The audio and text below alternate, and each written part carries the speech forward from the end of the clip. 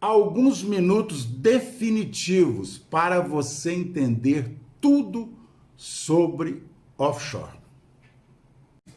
A imprensa brasileira de ontem para hoje, precisamente do dia 3 de outubro para o dia de São Francisco, publica que a Operação Pandora Papers revela que muitas pessoas, inclusive Paulo Guedes, ministro, e outros brasileiros, dispõem de uma empresa offshore.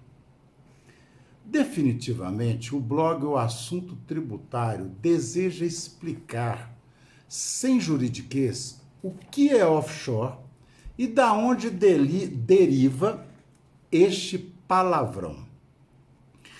Para iniciar, uma empresa offshore é toda aquela que está além da praia, ou seja, além do país, fora do país, fora do seu território. Por isso que se explora plataformas petrolíferas offshore, ou seja, ela está fora, ela está no além-mar. Então, uma empresa offshore, ela é aquela empresa que não está sediada no seu país. Portanto, uma offshore instalada em algum outro lugar, ela é uma empresa que não está no seu país. Esta é uma companhia offshore. Como funciona a offshore? Cada país determina como são criadas as plataformas societárias. Em cada localidade de países autônomos e independentes, como é o caso da grande parte, naturalmente, dos países do mundo, cada um determina como que se abre uma empresa. Alguns países, ditos paraísos fiscais, e eu vou explicar bem o que é paraíso fiscal, criam facilidades para você abrir uma empresa lá. Então, por exemplo, há países como Chipre, a Suíça, as Ilhas Virgens Britânicas, Belize, Delaware, Dakota do Sul, por exemplo, são países que facilitam a criação de uma empresa. Então, por exemplo, desde o Paulo Guedes, ministro, ou qualquer um brasileiro, que pode ser eu, pode ser você ou qualquer um, pode desejar ter uma empresa fora do Brasil, onde principalmente a regra daquele país possa facilitar aquilo que você quer com a empresa. Por exemplo, você pode abrir uma empresa no Paraguai para operar no Brasil. Você pode abrir uma empresa na Espanha para operar no Brasil. Então, o que se chama de offshore, que seria qualquer empresa fora da praia brasileira, é aquela em que se entendeu de uma forma ou de outra, a mídia e a imprensa não especializada, que seria aquelas empresas localizadas em locais que não têm rigidez fiscal. O que é um paraíso fiscal? Um paraíso fiscal é onde o governo daquele país resolve ter regras ou mais segura de controle bancário, de sigilo bancário, com regras mais rígidas, ou que cobra menos imposto sobre o capital que é aplicado lá.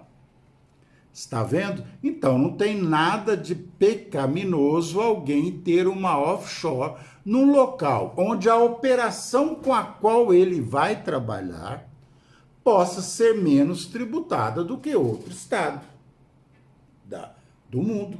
Por exemplo, algumas operações de CMS feitas no estado de Tocantins são mais brandas. Nós poderíamos dizer que Tocantins é um paraíso fiscal com relação ao ICMS. Eu sempre brincava nas minhas conferências antigas que se existe paraíso fiscal é porque existe inferno fiscal, não é? E alguns países são inferno fiscal, como é precisamente o Brasil. É ilegal ter uma empresa offshore? Não é ilegal. É legal. Você pode ter uma empresa offshore. Então eu lhe pergunto, doutor Juvenil, por que é mal vista a questão da offshore?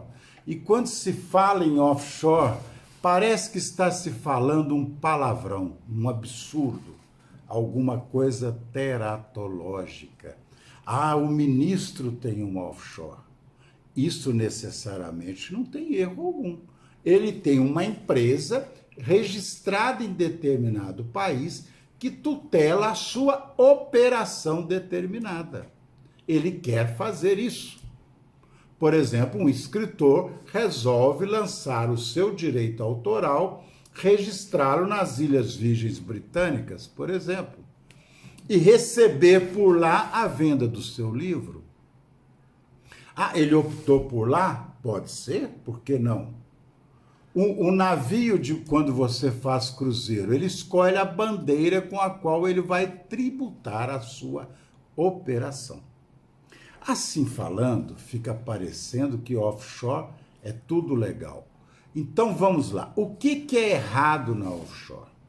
Errado na offshore é você ter um capital no seu país sem lastro, e escondê-lo na proteção de um paraíso fiscal. Entende? Aí que está o erro. Ou seja, está se dizendo que a Operação Pandora Papers está dizendo que alguns reis, por exemplo, da Jordânia, têm dinheiro aplicado num paraíso fiscal. Ora, se esse dinheiro foi licitamente tributado na Jordânia, nada impede dele ter uma conta bancária num dito paraíso fiscal. Não há problema algum. Não há problema algum. O problema que existe é se você tem no seu país de origem um dinheiro sem origem, sem comprovação, e você o leva de forma errada, com evasão de divisa dentro do conceito de cada país. Cada país tributa a saída de dinheiro como lhe convém, não é? Agora, se você tem receita corrente correta em qualquer país do mundo e tem simpatia pelo sistema bancário de Belize, não há problema que você opte por ter uma conta bancária no nome de uma empresa que você vai abrir em Belize. O que não pode ter é a evasão de capitais e nem a aquisição de capitais por meios de lavagem de dinheiro. Porque as offshore... Ah, e a empresa pode ser onshore também, ou seja, pode ser uma empresa brasileira, não precisa ser offshore, ela pode ser onshore, que se tiver origem em capitais duvidosos, ela também é ilegal. Ainda que esteja localizado em São Paulo, por exemplo. A origem do capital determina isso. E se foi feita uma operação de lavagem e de branqueamento do capital, como se diz no direito criminal, ela é ilegal também estando no Brasil. Portanto, a offshore é ilegal depende da origem do capital que a integralizou. Alguns países facilitam a abertura de empresa. Por quê? Porque querem ter mais empresa naquele país, como ocorre, por exemplo, com o Paraguai, que tem sido uma excelente praça de investimento. Facilita abrir empresa. O Brasil dificulta abrir empresa, porque não quer, ou aparentemente não quer, ter capital estrangeiro. Então, o que nós temos que dizer, ter offshore é ilegal? Não, ter toda empresa é legal, desde que siga a regra do país em que era estabelecida e que o capital de origem não venha das hipóteses de lavagem de dinheiro universalmente consagradas. Tráfico de drogas, sonegação fiscal, tráfico de armas, tráfico de pessoas, enfim, são situações em que há mais ingerência. Como montar uma offshore? Se você tem necessidade de ter uma empresa fora do país, você vai procurar, e pode procurar, está bem? Você pode abrir empresa onde que quiser, qual é a facilidade que você tem de abrir uma empresa. Há países. Como abrir então um offshore, sequenciando o nosso trabalho? Você procura o país que estabeleça regras que você esteja compatível com elas e escolhe abrir lá. Com qual capital? Com o capital correto que você tem no país de origem. Você transfere via sistema oficial bancário. Qualquer operação que não seja desta forma, ou no Brasil ou fora dela, é ilegal, porque é lavagem de dinheiro, é evasão de divisas de forma errada. Tudo mais é legal. Então, e por que os paraísos fiscais? Você escolhe se o que você vai operar é menos tributado naquele estado do que em determinado lugar, né? As multinacionais operam com trânsito de capital em operações offshore, que facilita o trânsito. O sistema bancário é mais eficiente, como é o caso da Suíça, por exemplo, né? As empresas ao portador são offshore, com ações ao portador são offshore.